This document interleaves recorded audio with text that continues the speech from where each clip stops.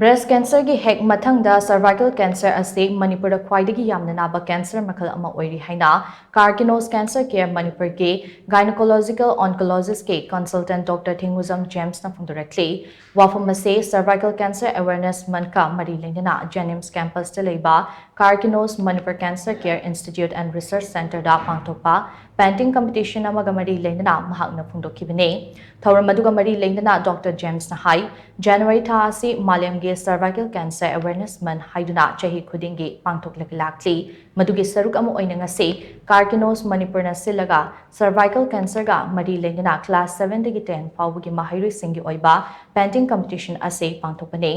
hagulakli ba angang singda cervical cancer ge awareness ningthina pirabadi masidagi ngakthokpa ngamgane maramdi cervical cancer ase screening tawthoklabadi masidagi ngakthokpa ngame hairiba cancer makhal ase HPV HAINA khangnaba virus amana thokhanba maramna angang nupi macha amasung nupa macha singda vaccine kapthoklabadi laina asidagi ngakthokpa ngame chahi kuntragi mathakta leiba miyoi singi oinadi chahi manga leiraga screening tawthokpagi tangai fadabalai breast cancer gi hek mathangda cervical cancer ase Manipur Da Khwaidagi Naba cancer makhal ama oide Manipur gi oina mi chama kunhumdoi khudingi miyoi amade cervical cancer narakpa yabagi oithokpa chawna lei maramaduna cervical cancer dagi ngakthokpa ngamnaba mipum khudingmakta awareness piba mathau tai haina Dr. James na makatana phongdokki Manipur da yengo matamda nupi oibida si haiba cancer jina cervical cancer jina ani shubani mi chama kulhumdoi kudingi at least ama nabagi possibility leiba pot oibanina sidagi ngakthok ke hai taragadi akoina moida vaccination piba nauringai matamda angang nupi macha oiro nupa macha oiro da vaccination piba plus adugi mathakta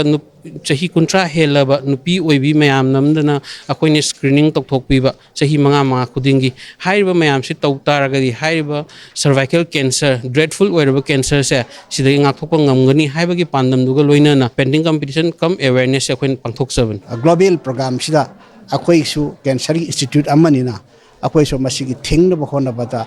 achoba daita ma lojaba amu ina akoi angang sing da piki ba angang sida akoi masigi akoi gi knowledge pi horagadi makoi chi tungda sapkhalakadin akoi gi responsible citizen oiri bini makoi da hena knowledge pi horagadi asubana painting competition ama tawna bhona bada moi kari makhadi padaba yaroidana kari makhadi hangdaba yaroidana adu hangakandadi akhoi singsi raba issue singa sigi moina sapkhalak achoba contribution society da pidoine haba